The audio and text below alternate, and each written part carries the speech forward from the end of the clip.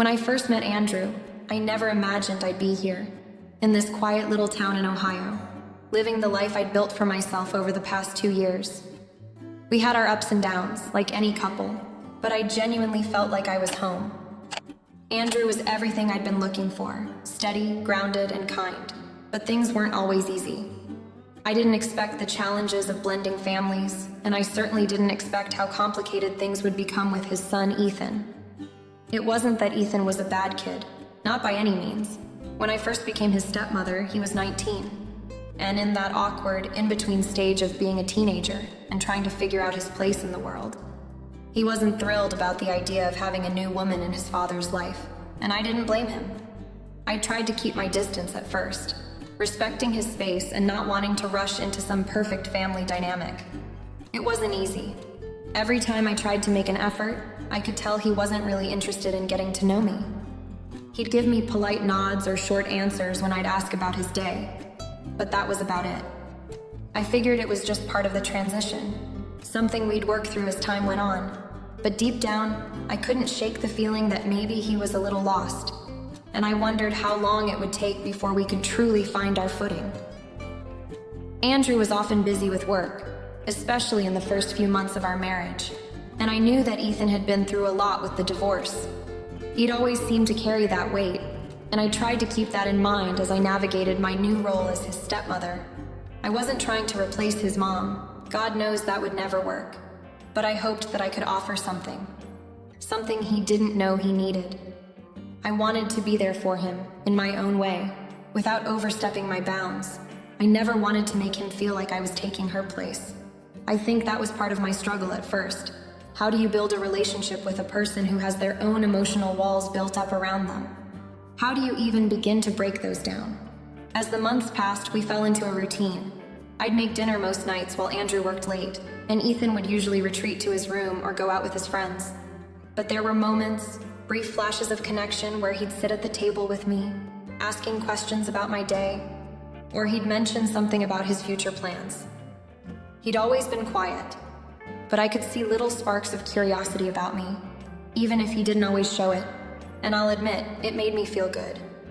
I wanted to believe that maybe he wasn't as indifferent as he appeared, that maybe, just maybe, there was a chance we could have some sort of bond. Still, there was always this invisible line between us that I couldn't cross, and I wasn't sure how to bridge that gap. So I stayed patient, kept my distance when needed, and tried to just be present. Andrew and I spent our weekends together, sometimes out at the park or visiting the local farmer's market, but there was always a part of me that couldn't quite relax completely. I could see the distance in Ethan's eyes when he'd glance over at us, and though he never said anything, I felt like he wasn't quite sure where he fit in all of this. I couldn't blame him for that. Who would want to feel like the odd one out in their own family? But it also made me realize just how difficult this whole blended family thing could be. I kept hoping that with time, things would settle into a routine that felt comfortable for all of us. Ethan was a good kid, a bit withdrawn at times, but I could sense there was more to him beneath the surface. I just didn't know how to help him open up, how to show him that I wasn't trying to replace anyone, but that I was here, available, if he ever needed anything. And yet, there was still that nagging feeling, the one that told me this wouldn't be as simple as it seemed. Things were about to change, and I couldn't quite put my finger on what exactly it was that was coming. As the months passed, I started noticing small shifts in Ethan's behavior that I couldn't ignore. It wasn't like a sudden change, but little things here and there that gradually built up. At first, I thought I was imagining it, but soon enough, it became clear that he was starting to lean on me in ways that felt a bit more personal. It wasn't anything overt, nothing that would immediately raise alarm bells, but it was there, an underlying shift in how he interacted with me. It started with him seeking me out for advice. At first, it was just casual things, questions about what I thought he should do with his future, or about the college applications he'd been procrastinating on. I didn't mind, of course. It felt good to be included in his decision-making process, to know he trusted me enough to ask my opinion. But over time, the questions became more about his feelings and his frustrations, about his father's work schedule, about how he felt like he didn't quite belong anywhere. It wasn't easy for him to open up, and I tried my best to be a good listener, offering encouragement when I could. There were moments when I'd catch him looking at me, not in the way he usually did, but in a way that made me feel like I was more than just his stepmother. It was subtle, but I felt it. The way he'd linger just a little too long when saying goodbye, or the way his gaze would soften when we were talking about something important to him. He seemed to find comfort in me in a way that went beyond just the casual stepmother role I was trying to maintain. And while I appreciated that he was reaching out to me, it began to make me uncomfortable, especially as he spent more time with me one-on-one. He started showing up at my office with lunch, offering to help with house projects even when it wasn't necessary. At first, I was flattered by his gestures. They were innocent enough. But then, it started to feel like he was just always there. It was as if he was seeking me out whenever he could, trying to fill some void that I wasn't sure how to address. I began to realize that maybe he wasn't just looking for a motherly figure. Maybe he was starting to depend on me in a way that wasn't healthy for either of us. I didn't know how to respond. Ethan's compliments became more frequent, more intense, and that made me uneasy. He'd compliment my cooking, my clothes, my appearance, and the way I made him feel comfortable in his own skin.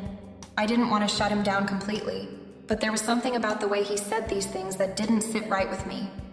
It was as though he was waiting for something more from me, something I couldn't give. It wasn't just admiration. It felt like a deeper need, one that I wasn't sure how to navigate. And yet, I kept telling myself that it was just him being a kid, someone trying to adjust to his changing life.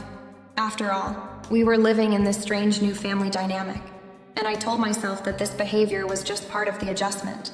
But as time went on, I couldn't shake the feeling that something was slowly shifting between us. His dependence on me was becoming more pronounced, and though I wanted to be there for him, I also felt myself retreating emotionally, unsure of how to set the right boundaries. Every time I thought I had things figured out, something would happen, another moment, another gesture, that reminded me that this was far from simple. It was as if he was testing the waters, seeing how far he could push, and I wasn't sure how much longer I could ignore the growing tension between us.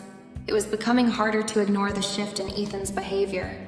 The small things that had initially seemed innocent, like his frequent visits to my office or the way he'd linger after conversations, were turning into something more intense, something I didn't know how to handle.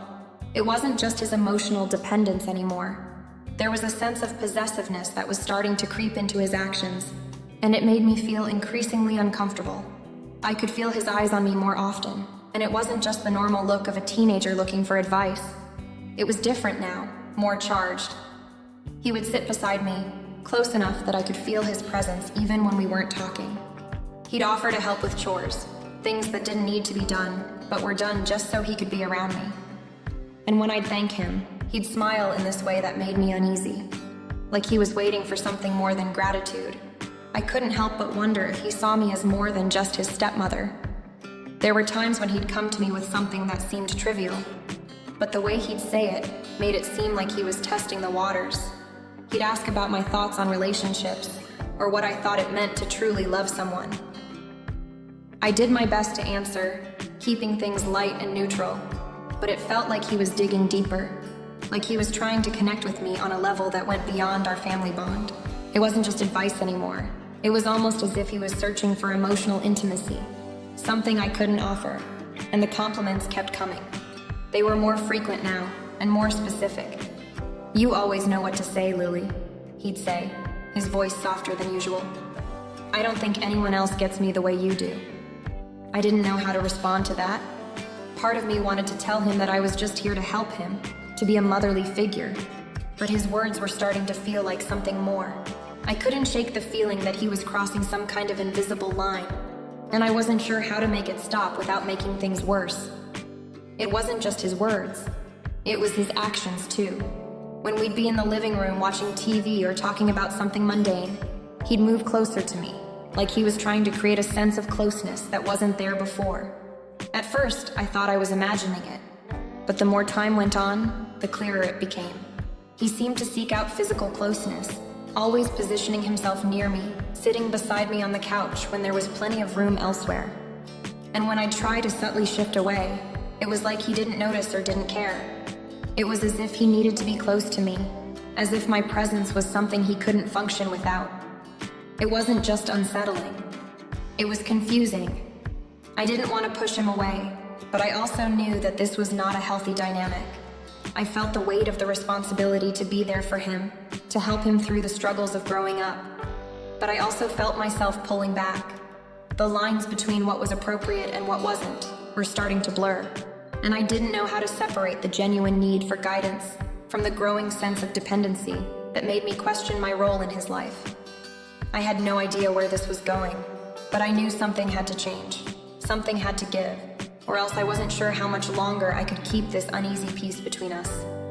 It was one of those rare evenings when Andrew was away for work, and I was left alone with Ethan. It wasn't unusual for us to spend time together when he was home. He'd often hang around, talking to me about his day or helping out with dinner, but this night felt different. The house was unusually quiet, save for the soft hum of the kitchen appliances and the gentle sound of the wind rustling outside.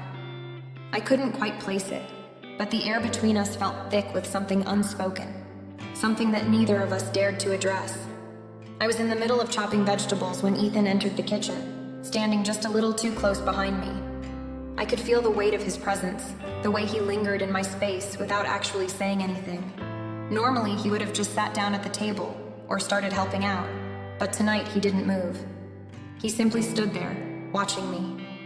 I could sense the unease in his gaze, but he didn't speak.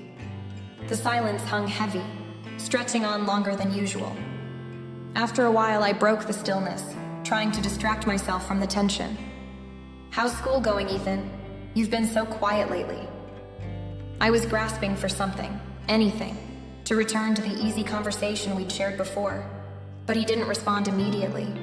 Instead, he slowly sat down at the counter, his eyes not leaving me. "I've been thinking a lot," he finally said, his voice barely above a whisper. About you." I stopped what I was doing, my heart suddenly racing. I didn't know how to react. Ethan's words hung in the air like a warning, though he hadn't said anything overtly strange. His tone was different, softer, almost vulnerable. "You've always been there for me," he continued, his gaze dropping to his hands. "I never had a mom, you know? You've been the closest thing to one." I stood frozen for a moment, unable to form a response. It wasn't that I hadn't heard him say things like this before. He had in passing mentioned how I'd stepped into a motherly role in his life after his own mother left. But tonight, there was something heavier in his voice, something that made me uneasy. I felt a tightness in my chest, a knot forming in the pit of my stomach. He wasn't just talking about being grateful for me being there anymore. There was something more, something I couldn't put my finger on, but I felt it with every word he said. I managed to smile, though it felt strained, and I nodded. "I'm glad I can be there for you, Ethan, but we both know I'm not your mom. You have a lot of people who care about you." His eyes lingered on mine, and for a moment, the world outside the kitchen seemed to fade away. The room felt smaller, and the space between us felt even smaller still. I could tell he was searching for something, maybe reassurance, maybe something else, but I couldn't give it to him. The words I had spoken, meant to reassure him, felt hollow in the face of his silent need. He didn't respond, just sat there, his gaze unwavering. The silence stretched on until I could no longer bear it. I hurriedly turned back to the vegetables, as if focusing on the task would distract me from the overwhelming tension that had settled over us. But in that moment, as I chopped the carrots with shaky hands, I realized that things had changed. Something had shifted between us, and I wasn't sure how to fix it. The quiet had never felt so deafening. The unease that had settled in me after that night with Ethan never really went away. I tried to convince myself it was just the weight of the situation, the pressure of navigating a new marriage with a young adult in the house who was still trying to figure out his place. But the longer I ignored it, the more I realized I couldn't pretend everything was normal. The tension in our house, in our conversations, in our silences, it was palpable. It had become impossible to shake the sense that something was off, that what I had brushed aside as innocent moments of bonding had slowly transformed into something I wasn't prepared for. In the days following Ethan's confession, things had, on the surface, returned to a routine. We still ate dinner together, went about our day-to-day lives, but the undercurrent of what had passed between us lingered in the air like a heavy fog that refused to lift. It wasn't that Ethan was any more obvious in his behavior, but I couldn't stop seeing the subtle signs, the way he watched me just a moment too long, how his presence seemed to fill the room in a way that made me uneasy. I had spent so much time trying to figure out how to keep everything together, how to make sure Andrew never knew how strange things had become between Ethan and me. But the more I tried to keep things normal, the more apparent it became that we were walking a thin line, one I wasn't sure I was equipped to navigate. Ethan continued to lean on me in ways that felt like an emotional burden. I knew he was struggling with his relationship with his father, with the changes in his life. But there was something about his constant need for me, his near constant need to be in the same space as me, that started to make me feel suffocated. Sometimes it felt like he couldn't be away from me for even a moment. He'd show up at the house after work, uninvited, bringing takeout or sometimes just a cup of coffee, sitting next to me on the couch without saying much. It was as if he was seeking comfort in my presence, like I was the one thing that could make everything feel okay again. But the more he relied on me, the more I began to feel the weight of his expectations. There were times when I'd be sitting at my desk working, and I'd feel his eyes on me from across the room, his gaze not quite meeting mine, but still lingering in a way that made my heart race. I didn't know how to process it, how to turn that energy into something manageable. His compliments, the way he'd thank me for things that felt trivial, doing laundry, making a meal, began to feel too intense. I found myself overthinking his words, questioning the motive behind every kind gesture. And every time he touched me, even in the most casual way, I felt the skin on the back of my neck prickle with discomfort. I hated that I couldn't push these feelings away, couldn't just chalk it up to the natural awkwardness of being a new stepmother. No, this was something more, something deeper. One evening, as we worked in the kitchen together, the silence between us grew thick. I tried to focus on chopping vegetables, hoping that the hum of the kitchen would drown out the discomfort that was beginning to creep in. Ethan stood by the counter, just a little too close, his presence hovering like a shadow.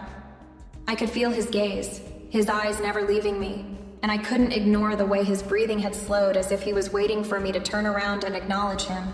When I did, he seemed to shrink back, as though caught off guard by the sudden attention. For a moment, everything went still. It wasn't the first time it had happened, but that night felt different. It felt like the air itself was waiting for something, for me to say something or do something, to break the tension that had built between us. I remember forcing myself to smile and ask him how his day had been, trying to push the anxiety out of my chest, but my words felt hollow. He answered, but I couldn't help but notice how his hand brushed against mine as he passed me a bowl, how the touch lingered just a little too long. The knot in my stomach tightened, and I could feel my pulse quicken. What was going on? Why did everything feel so wrong? I had always been the one who kept things together, who maintained peace in our family. But now, I was the one who was falling apart, trying desperately to keep it all together, even when I didn't know how. The uncertainty in me grew as the days wore on. I found myself questioning everything, my role in his life, my ability to be the supportive stepmother I had hoped to be, and the line I was supposed to be drawing between him and me. Was I misreading things? Was I overreacting? Or was I just so caught up in my own guilt and discomfort that I was failing to see what was really happening? I couldn't ignore the fact that his need for me seemed to grow stronger, more insistent. The line between being a motherly figure and something else entirely was starting to blur, and I wasn't sure if I could stop it from crossing over into something that could destroy everything I had worked so hard to build. In the middle of all this, I still hadn't told Andrew. The fear of shattering the fragile peace in our home held me back. I didn't want to be the one to cause chaos, to rip open the wounds of a family that had only just begun to heal. But every day I waited, every day I let the silence stretch on, I felt more and more like I was sinking into a quicksand of my own making. I was no longer just the concerned stepmother. I was tangled in a mess of emotions and uncertainties that I couldn't find a way out of. And the worst part? The more time passed, the harder it became to see a way forward. It was late on a quiet Sunday afternoon when it happened. Andrew had gone out to meet a friend, leaving me alone at home with Ethan. We had just finished lunch, and the house was still warm with the lingering smell of freshly baked bread. It was supposed to be a calm day, one of those rare moments when the house felt peaceful and free of the weight of the world. I was sitting at the kitchen table sipping my coffee when Ethan walked in, his usual quiet self, but something in his eyes was different. There was a vulnerability there that I hadn't seen before, and it immediately put me on edge. I didn't know what to expect. He stood in the doorway for a moment, his hands clasped tightly in front of him, almost as if he were trying to steady himself. He seemed like he was working up the courage to say something, but he didn't speak immediately. I could feel the tension building between us, the air thick with whatever he was about to say. My heart rate picked up, and I felt a knot in my stomach. I knew something was coming, but I didn't know if I was ready to hear it. Finally, after what felt like an eternity, he stepped into the room and sat down across from me. His gaze didn't meet mine at first, but I could feel him studying me, as if searching for some kind of permission to speak. I set my coffee down, my hands suddenly trembling. I didn't say anything, waiting for him to continue. It felt like everything had stopped in that moment. There were no sounds, no distractions, just him and me, trapped in this strange, charged space. I need to tell you something, Ethan said, his voice barely above a whisper. I nodded slowly, though I wasn't sure what I was nodding for. I had a sinking feeling in my chest, the kind of dread you can't shake no matter how hard you try. His words seemed to hang in the air, heavy with meaning. I waited, my eyes never leaving his face. He shifted in his seat, his expression faltering for a moment.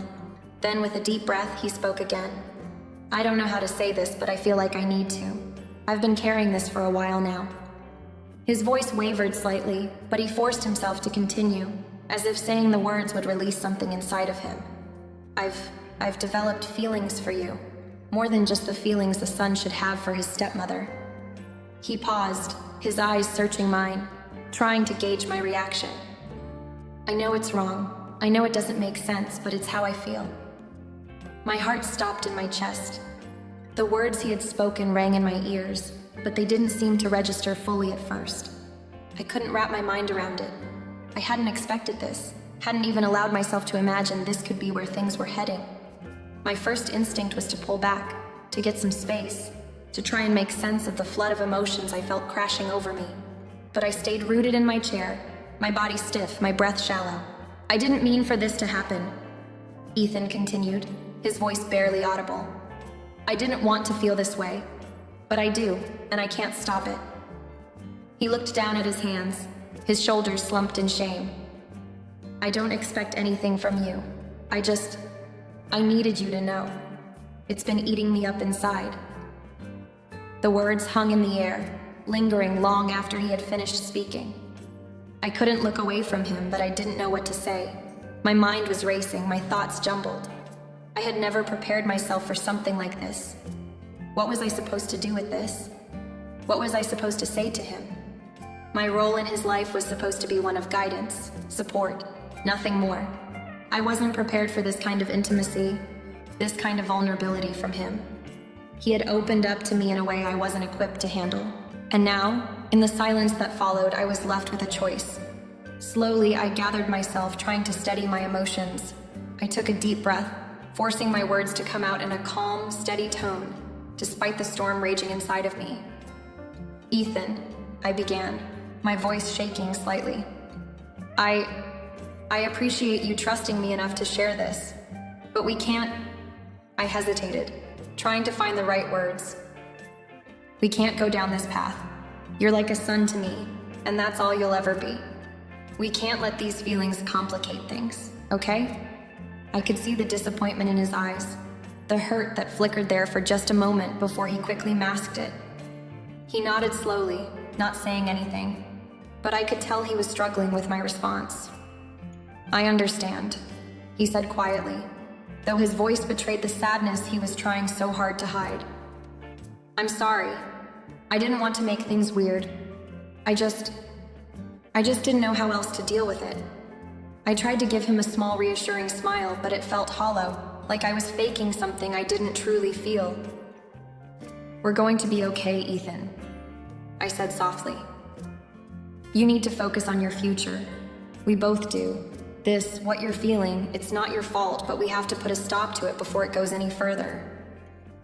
I placed a hand on his arm, offering what comfort I could, though I could feel the weight of what had just happened pressing down on both of us. For a moment, there was nothing but silence again, the air thick with unspoken words.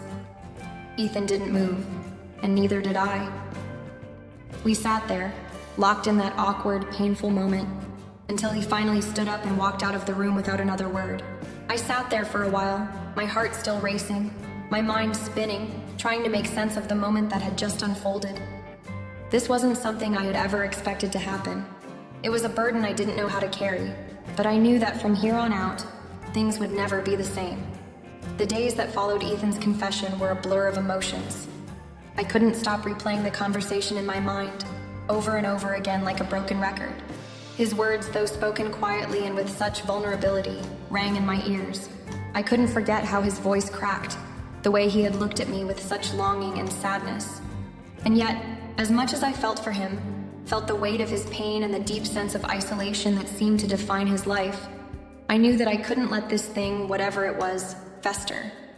I couldn't allow it to grow into something bigger than either of us could control. I had always been a person who believed in boundaries. I believed in the sanctity of family, in the trust that comes with marriage, in the understanding that some lines shouldn't be crossed, no matter how painful the circumstances. But now, after hearing Ethan's words, those lines seemed blurry, like a fog had settled over everything I thought I knew about myself, about my role in this family. I had always tried to be a good wife to Andrew, a good stepmother to Ethan, but now it felt like I was failing in both roles. I couldn't stop thinking about Ethan, his quiet pain, the way he had trusted me with something so deeply personal. And yet, I knew that this wasn't something I could carry alone. I turned to prayer, hoping for some kind of guidance. It was all I knew to do in moments like this, when the weight of the world seemed to settle on my shoulders. I had always believed in God, but now I needed Him more than ever. I needed clarity, peace, and a way to deal with what had just happened. I found myself pacing the house at night, my mind restless, my heart torn. I loved my husband Andrew, and I had made vows to him. But I couldn't ignore the intense feelings I had for Ethan. Not the romantic kind, but the protective kind. The kind that made me want to fix him, to take away his hurt. It was a motherly instinct, but it felt dangerous now, like something I had never experienced before. It was in those moments of quiet desperation that I realized I had to talk to Andrew. I had to tell him what had happened, what Ethan had said, and how it was affecting me. The thought of breaking the silence, of shattering the fragile peace we had built, terrified me. Andrew had been my rock, my constant, through all the highs and lows of life. But now, everything felt uncertain. I wasn't sure how he would react. Would he believe me? Would he think I had somehow encouraged Ethan, that I had let things get out of hand? The guilt gnawed at me. What if I had missed some sign, some warning sign that I should have seen earlier? What if I had let Ethan's dependence on me go too far? But even more than the guilt, there was a fear that paralyzed me. The fear of losing Andrew, of watching him walk away from me because of something I couldn't control, something I didn't know how to fix. What if this destroyed everything? What if our marriage couldn't survive something like this? I had always prided myself on being strong, on being able to handle difficult situations with grace. But this felt like something I couldn't handle alone. Every night, I found myself lying awake, staring at the ceiling, my mind spinning with thoughts of what to do next. I could feel the weight of Ethan's confession pressing on my chest, the guilt mixing with the fear, leaving me breathless. And the worst part was that I had no idea how to start this conversation with Andrew. How could I explain something so raw, so sensitive, without making it worse? How could I tell him that his son, whom I had been trying to protect and guide, had developed feelings for me that I didn't know how to respond to? I knew I had to face it. I couldn't keep pretending everything was fine. But every time I thought I was ready, the words got caught in my throat. How could I tell the man I loved that the very foundation of our family was shaking? I didn't want to hurt him. I didn't want him to feel betrayed. And yet I knew I had to tell him the truth, no matter how much it would hurt. So I spent my days lost in thought, going through the motions of life, but never fully present. I tried to be there for Andrew, tried to maintain a sense of normalcy, but I couldn't escape the heaviness in my chest. It felt like I was carrying a burden too big to bear, and I didn't know how to unload it. Every time I looked at Ethan, I felt a mixture of compassion and fear. And every time I looked at Andrew, I felt the ache of not being able to share this with him. It was clear that something had to change. I couldn't go on like this forever, living in this state of constant anxiety, constantly questioning myself. But the thought of facing Andrew, of revealing this painful truth, was overwhelming. I had to do it though, for the sake of our marriage, for the sake of Ethan's future, and for my own peace of mind. And so, one sleepless night, after days of torment and indecision, I knew that the time had come. I had to talk to Andrew. The silence had to end. The truth had to come out. But even as I prepared myself to have that conversation, I could feel the weight of the world pressing down on me. What would I do if he couldn't forgive me? What would I do if everything fell apart? The morning after my sleepless night, I woke up with a heavy heart, still unsure how to approach Andrew. The house was still quiet. The usual hum of our morning routine was absent. I knew I had to do this, but every part of me dreaded it.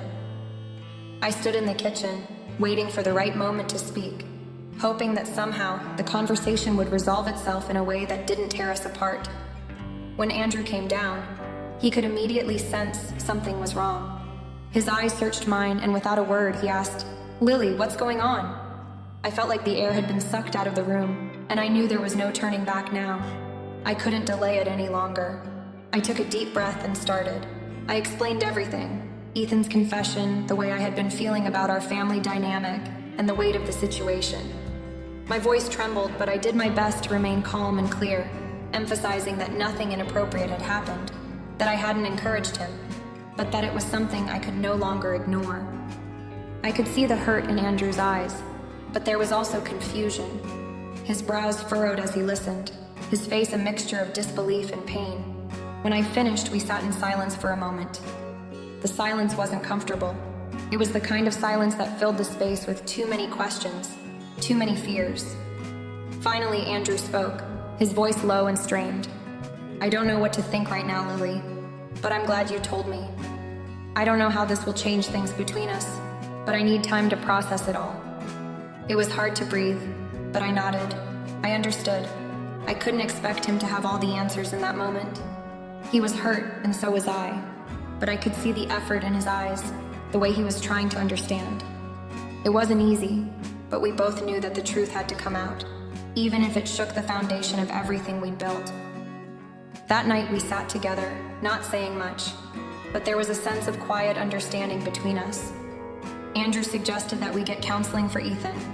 He knew his son was struggling, and though it was painful to acknowledge, he agreed that seeking help was the only way to move forward.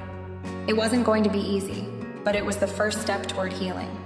Ethan was reluctant at first, resisting the idea of therapy, but after some time and more open conversations between us, he agreed to attend.